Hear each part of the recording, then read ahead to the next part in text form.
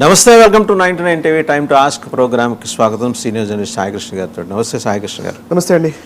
Bill వీగిపోయింది, Modi ఊహించలేదు, Amit Shah shock అయ్యారు, చంద్రబాబు ఆగ్రహించారు, జగన్మోహన్ రెడ్డి ఆశ్చర్యం వ్యక్తం చేశారు, రేవంత్ రెడ్డి ఇలాంటి అద్భుతాన్ని మనం ఇంతకుముందు చరిత్రలో చూడలేదు, ఇక ముందు కూడా చూడబోము అని చెప్పారు.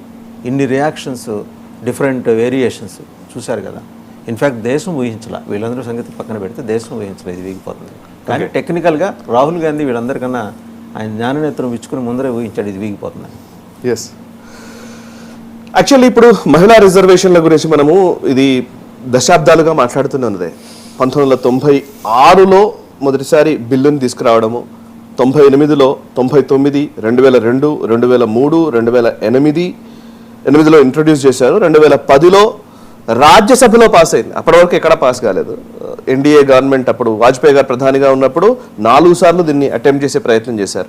96లో యునైటెడ్ ఫ్రంట్ గవర్నమెంట్ ఉన్నప్పుడు కూడా అటెంప్ట్ చేశారు, ఎప్పుడు సక్సెస్ కాలే. 2010లో రాజ్యసభలో బిల్ పాస్ అయింది, లోక్సభకి అసలు యూపీఏ ప్రభుత్వం తీసుకురానే లేదు. కారణం ఏంటి అని అంటే అప్పుడు అలైస్ ఎవరైతే యూపీఏ గవర్నమెంట్లో భాగస్వాములుగా ఉన్నటువంటి ములాయం సింగ్ యాదవ్ అండ్ లాలూ ప్రసాద్ యాదవ్ వీళ్ళందరూ కూడా విమర్శించడము, వాళ్ళందరూ కూడా ఓబీసీ గురించి మాట్లాడడము. ఓబీసీ అంటే ఇప్పుడు నేను లాస్ట్ టైం కూడా మనం మాట్లాడాం, మహిళా రిజర్వేషన్లు తీసుకొస్తే 33% మహిళలకు రిజర్వేషన్లు అని అంటే ఆ 33%లో మళ్ళీ బీసీలకు ఓబీసీలకు వాటా ఇవ్వకపోతే అది మొత్తం అగ్రవర్ణాల మహిళలకే వెళ్ళిపోతుందని ఒక అంశాన్ని తీసుకొచ్చి మాట వీళ్ళు మధ్యలో సృష్టించింది. రాజ్యాంగంలో ఇతర కులాలనే ఉంది, ఇతర కులాలు జనరల్ అదర్ కాస్ట్ అనే ఉంది. బట్ ఎస్, అదే అంటే వాళ్లకు అగ్రవర్ణాలకు వాళ్ళ దృష్టిలో అదనమాట. సో వాళ్ళ దృష్టిలో అది, సో వాళ్లకు ఎక్కువ లబ్ధి చేకూరుతుంది అని చెప్పి అప్పుడు దాన్ని ఆపే ప్రయత్నం చేశారు. అప్పుడు రాజ్యసభలో పాస్ చేసిన బిల్లుని లోక్సభకు కూడా తీసుకురాలేదు యూపీఏ ప్రభుత్వం. ఆ రోజుకి ఈ రోజుకి ఏంటి డిఫరెన్స్? 2023లో మహిళా రిజర్వేషన్ బిల్లుని మోదీ ప్రభుత్వం తీసుకొచ్చింది, అది యునానిమస్గా పాస్ అయింది. 2026లో ఇప్పుడు తీసుకొచ్చినటువంటి బిల్లు వీగిపోయింది. యాక్చువల్లీ ఇక్కడ క్వశ్చన్ ఏంటంటే ఏం మారింది అని అంటే, మీరు ఇందాక చెప్పారు చాలా రియాక్షన్స్ ఉన్నాయి. రియాక్షన్స్ గురించి వచ్చే ముందు అసలు కాంగ్రెస్ పార్టీ స్టాండ్ గురించి నేను మాట్లాడాలి. ఫస్ట్, కాంగ్రెస్ పార్టీ యూపీఏ ప్రభుత్వ హయాంలో వాళ్ళ అలైడ్ పార్ట్నర్స్ ఏవైతే బీసీలకు సంబంధించినటువంటి ప్రస్తావన తెచ్చారో నిజానికి అది కరెక్ట్ కాదు. దాంట్లో వాదన నిజంగా కరెక్ట్ లేదు. ఇక్కడ బీసీలకు రిజర్వేషన్లో అని మాట్లాడుతున్నారు కదా. ఇవాళ మనం నిజంగా మాట్లాడుకుందాం, నిజాయితీగా మాట్లాడదాం. ఇవాళ చట్టసభల్లో బీసీలకు రిజర్వేషన్లు ఉన్నాయా? మహిళలకు ఇచ్చే రిజర్వేషన్లకు బీసీ రిజర్వేషన్లకి ఏమన్నా లింక్ ఉందా? ఎలా నాకు అర్థం కావట్లేదు. మహిళలకు రిజర్వేషన్లు ఇవ్వాలంటే మరి బీసీలు ఎందుకు విస్మరిస్తున్నారు అని అంటే అట్లా ఉండదు వ్యవస్థ. ఈ రోజు కూడా బీసీలకు రిజర్వేషన్లు లేవు చట్టసభల్లో, అవునా కదా?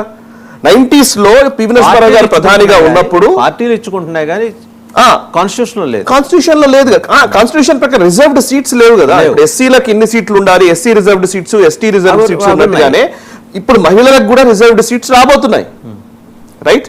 సో అందులో బీసీలకు ఇన్ని రిజర్వ్డ్ సీట్స్ అనేది లేదు నెంబర్. ఇవాళ ఎందుకు లేదు అని అంటే బీసీలకు సంబంధించిన కుల గణన ఇవన్నీ ఇష్యూస్ ఉన్నాయి. సెన్సస్ నిర్వహించాలి, సెన్సస్ ప్రకారం బీసీలు ఎంత ఉన్నారో తెలియాలి, బీసీలో కులాల ప్రాతిపదికన మొత్తం ఆ డీటెయిల్డ్ ఆ నెంబర్స్ రావాలి, వాటిని బేస్ చేసుకుని డీలిమిటేషన్ చేయాలి. ఆ డీలిమిటేషన్ చేస్తే అప్పుడు మళ్ళీ బీసీలకు రిజర్వేషన్లు కల్పిస్తూ చట్టసభల్లో రిజర్వేషన్ కల్పిస్తూ ఇంకొక అమెండ్మెంట్ తీసుకురావాలి. దాని తర్వాత మళ్ళీ ఈ డీలిమిటేషన్ చేసిన జనాభా ప్రాతిపదికన చేసేదాన్ని బేస్ చేసుకుని అప్పుడు రిజర్వేషన్ కల్పించాలి, అప్పుడు మహిళా రిజర్వేషన్లు రావాలి. అంటే ఏంటి, నెక్స్ట్ ఇంకో 15 ఏళ్ల వరకు కూడా ఈ రిజర్వేషన్ రాకుండా జరిగే ఒక ప్రయత్నం. ఇప్పుడు అందుకే మోదీ ప్రభుత్వం ఏం చేసింది, మహిళా రిజర్వేషన్ తీసుకొస్తూ డీలిమిటేషన్ తీసుకొద్దాము. సో ఒక నంబర్ ఒక దాన్ని కంక్లూడ్ అవుదాం. తర్వాత మళ్ళీ బీసీ రిజర్వేషన్లు ఏదైతే వస్తాయో, బీసీ గణన జరిగిన తర్వాత అంటే కుల గణన జరిగిన తర్వాత ఏదైతే సెన్సస్ ప్రకారం ఉంటుందో దాని ప్రకారం మళ్ళీ తీసుకురావచ్చు అనేది ఉద్దేశం. ఇవాళ రాహుల్ గాంధీ పాయింట్ ఏంటి? రాహుల్ గాంధీ ఏం చెప్తున్నాడు, బీసీలకు అన్యాయం చేస్తున్నారు అంటున్నాడు. రాహుల్ గాంధీ ఏం మాట్లాడారు చూద్దాం ప్లీజ్. సరే, తర్వాత మళ్ళీ ఎలాగో అమిత్ షా గారు మాట్లాడింది కూడా చూడొచ్చు. We had